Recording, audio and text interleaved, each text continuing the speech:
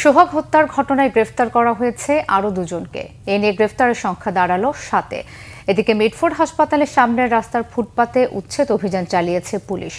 আর নিরাপত্তা নিশ্চিত হওয়া না পর্যন্ত sir Salimullah medical college shutdown রাখার ঘোষণা দিয়েছেন শিক্ষার্থীরা। বিস্তারিত জিয়া খানের রিপোর্টে।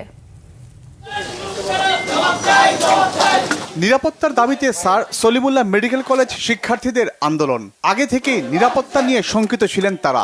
সোহাগ হত্যার পর থেকে তাদের সেই দাবি আরও জোরালো হচ্ছে। প্রকাশ্যে খুনের ঘটনায় আতঙ্কিত শিক্ষার্থীরা। এটা হচ্ছে আমাদের মেইন এন্ট্রি পয়েন্ট। সামনে একটা হোস্টেল আছে আলাউদ্দিন ছাত্রাবাস, সেখানে ফার্স্ট আর সেকেন্ড ইয়ারে থাকে। ওইদিকে আরেকটা ছাত্রাবাস আছে, সেটা হচ্ছে আমাদের প্রথম ছাত্রাবাস, সেখানে বাকি সিনিয়র ব্যাচগুলো থাকে।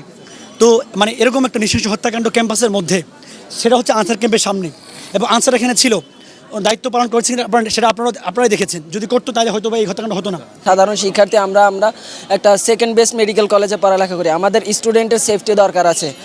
চান জীবনের নিশ্চয়তা। আমাদের হসপিটাল নিরাপত্তা নিশ্চিত করাতে যথেষ্ট পরিমাণ আনসার মোতায়েন করতে হবে, এবং কার্যকর আনসার, কোনো ধরনের ইনএক্টিভ আনসার নয়।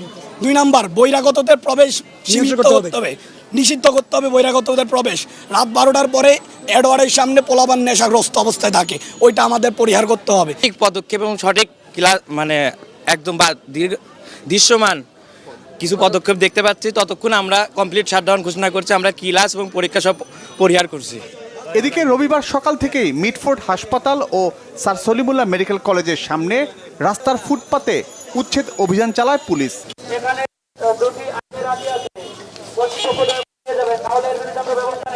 সোহাগ হত্যার ঘটনায় এজাহারভুক্ত আসামি সজীব ও রাজীবকে গ্রেফতার করেছে ডিবি। রাজধানী ঢাকা এবং নেত্রকোনা জেলায় অভিযান পরিচালনা করে ডিবি আরও 2 জনকে আটক করেছে। এ নিয়ে এই ঘটনায় এই পর্যন্ত 7 জনকে গ্রেফতার করা হলো। আমরা ঘটনাটি খুব গুরুত্ব দিয়ে তদন্ত করছি এবং ঘটনার সাথে জড়িত যে বা যারাই থাকুক না কেন তাদেরকে আইনের আওতায় নিয়ে আসার জন্য কাজ করছি। যারা আমাদের কাছে গ্রেফতার হয়েছে তাদের কাছে জিজ্ঞাসাবাদ চলছে, এবং এই ঘটনায় যারা পলাতক রয়েছে সিসিটিভি ফুটেজ বিশ্লেষণ করে তাদেরকে আমরা গ্রেফতারের চেষ্টা করছি। সোহাগ হত্যার পর থেকে চাপা উত্তেজনা এলাকাবাসীর মাঝে। নির্মম হত্যাকাণ্ডের দৃষ্টান্তমূলক বিচারের পাশাপাশি সুন্দরভাবে বেঁচে থাকার নিশ্চয়তা চায় সাধারণ মানুষ।